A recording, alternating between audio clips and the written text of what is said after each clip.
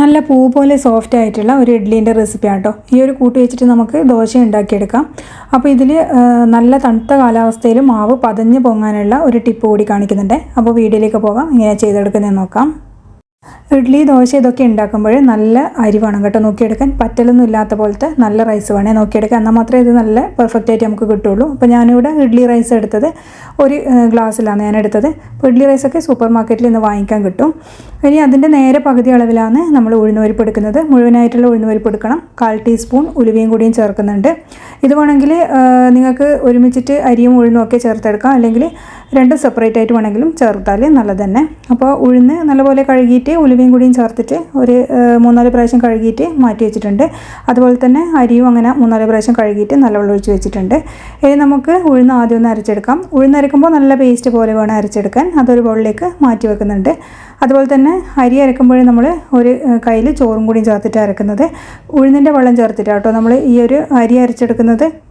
ഇഡ്ഡലിക്ക് അരക്കുമ്പോൾ അരി കുറച്ച് തരിതരിപ്പായിട്ട് വേണം അരച്ചെടുക്കാൻ. ദോശക്ക് അരക്കുന്നത് പോലെയല്ല.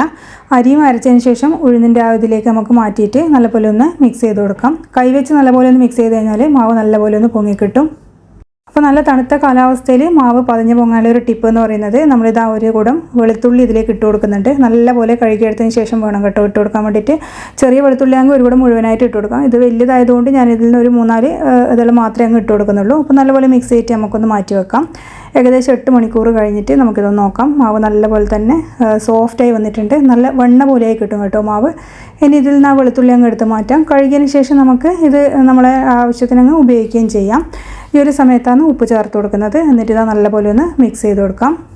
മിക്സ് ചെയ്തിട്ട് ഒരു 20 മിനിറ്റൊക്കെ മാറ്റി വെച്ച് കഴിഞ്ഞാൽ നല്ല സോഫ്റ്റായിട്ട് വീണ്ടും നല്ലപോലെ പൊങ്ങിക്കിട്ടെ.